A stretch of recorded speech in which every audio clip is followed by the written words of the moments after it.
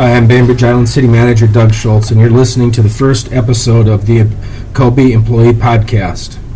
The program, as you can see, is yet to be named, and I need your help coming up with something catchy and inspiring. After you've listened to this episode, send me an email and let me know what you think about the podcast idea. A suggested name, ideas for content, or something you'd like to know. You're probably asking yourself, what's this all about? Well, the National Employee Survey results for Kobe suggest that you want more information and communication. But the results also show that 8 out of 10 employees strongly believe they cannot take on a heavier workload. So that's where this idea came from. Communication without creating a heavier workload for employees. Because it's hard to pull together employees for all-hands meeting, which is one of the easiest ways to communicate information. And all-hands meetings take an hour, usually 2 or 3 out of the workday. We'll still need to have the occasional all-hands meeting, but I want to make sure we use them sparingly. We also thought about a written communication, but that requires someone to take on additional workload. And I'm really trying to avoid asking anyone to take on more work unless it's absolutely necessary or we need new staff. So, what do I want to accomplish with the podcast? Well, of course, communication. But for this to be successful, I'm going to need your input. The last thing I want to do is ramble on for 5, 10, 15 minutes about stuff you already know, or worse yet, don't even really care about. I want the podcast to be informative to you, fun, and useful for you as an employee of the city. So for now, let's start out with the easy stuff and recognize those having birthdays and anniversaries in the month of April. April 3rd, birthday, Jennifer Sutton. April 8th, Omar Lopez. April 16th, Kathy Gormanis. April 23rd, Christopher Wren. April 24th, Carl Shaw. April 25th, Mike Tovar. And April 25th, Patty Jenkins. Happy birthday to all of you. And employees celebrating anniversaries in the month of April. Dave Herbs, 23 years on April 1st. And Chuck Dillon, 14 years on April 1st. Larry Erickson celebrates 19 years with the city on April 2nd. And Mike Bedlensick, 22 years on April 3rd. Patty Jenkins, April 7th, will celebrate 3 years. And Gary Christensen celebrates his first anniversary on April 11th. On April 14th, Ken Faulkner celebrates 3 years with the city. And on April 16th, Omar Lopez will celebrate 2 years, and Jennifer Cooper will celebrate 7 years. Also, Kate Brown celebrates 10 years on April 16th. And on April 18th, Marilyn Guthrie will celebrate her first anniversary. We also have new employees that joined the city recently. Michael joined the city team last month as an engineering manager. Michael will be responsible for managing the development engineering, stormwater, and water resources groups. Most recently, Michael was employed by the city of Shelton, and he also worked for Kitsap County. Joe Festaya joined the Bainbridge Island Police Department as a police officer in February. Officer Festaya was previously employed by the U.S. Border Patrol in Texas, and he's also practiced law. Mike Tovar was previously employed by the city as a police officer, but left for a short period of time to work for the Bremerton Police Department. Mike was recently rehired, and we're happy to have him back with BIPD.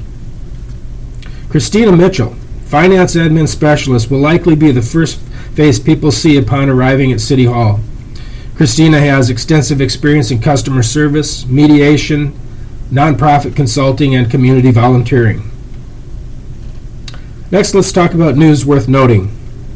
You might have asked, what's with the new suggestion box in the City Hall lunchroom? In fact, I've actually had someone ask me that. Thanks to the initiative of Greg Voss and Jay Harris, the suggestion box was installed in the lunchroom, and we'll be installing boxes at Public Works O&M and the police station. If you have a suggestion that you'd like to share, just jot it down and deposit it in the box. Greg and Jay have volunteered to collect the suggestions, track them on a spreadsheet, and submit the suggestions to me for consideration. My commitment is to give serious consideration to these suggestions as long as you've given serious consideration to your idea. So the only thing I ask is that you remember the suggestions will be a public record, which means it could end up on the front page of the newspaper. So please don't embarrass yourself or Kobe by submitting something that you might later wish you'd kept to yourself. Now we'll talk about the Manager's Minute.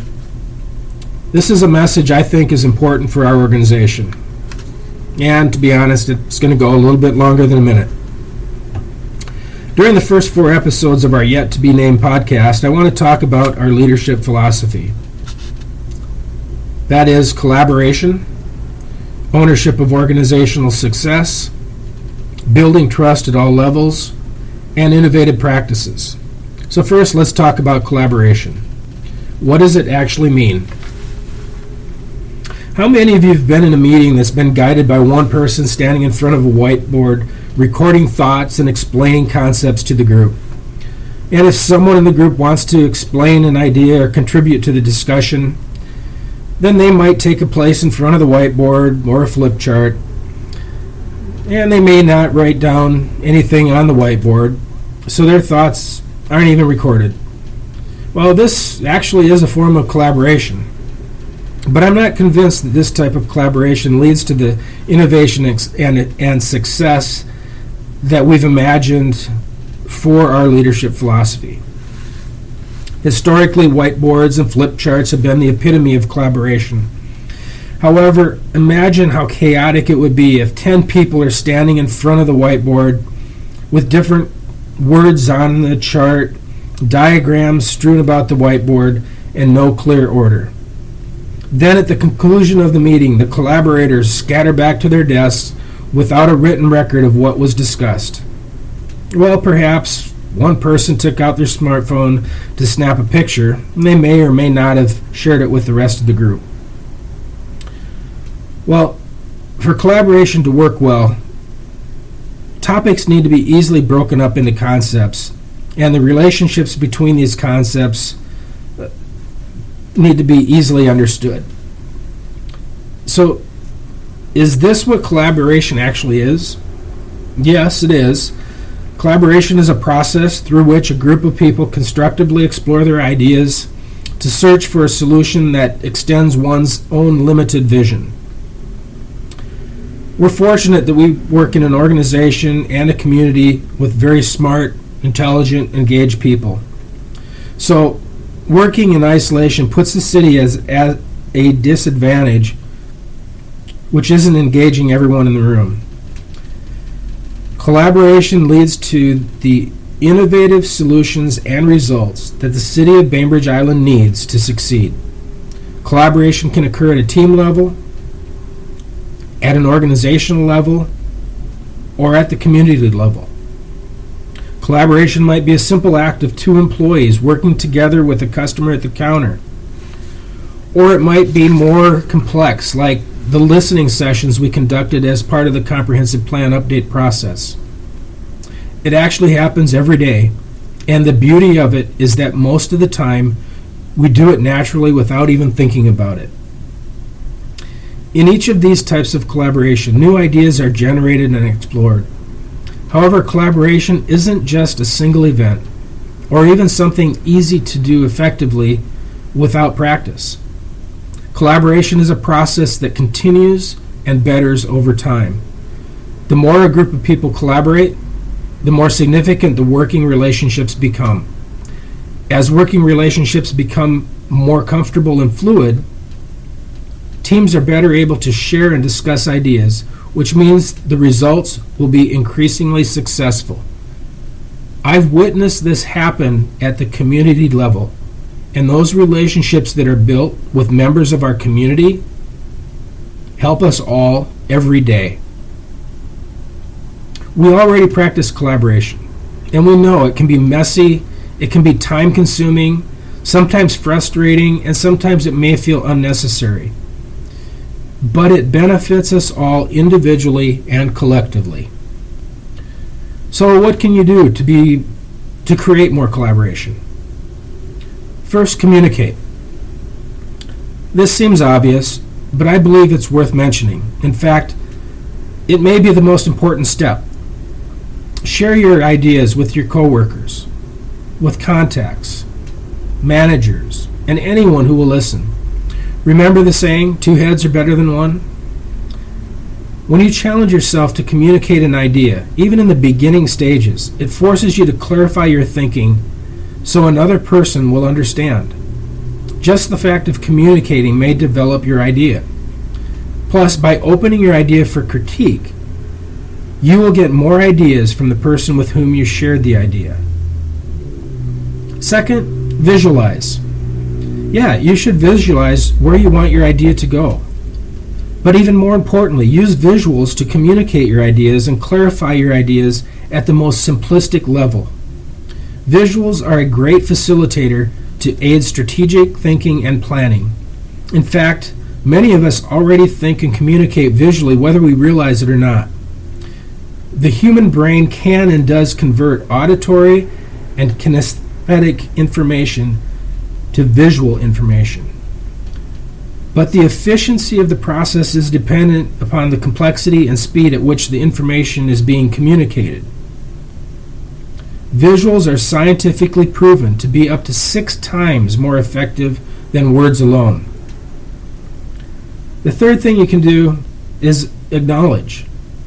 When building collaborative relationships, it's important to give credit when your collaborator has contributed a good idea, hard work, or even good constructive criticism.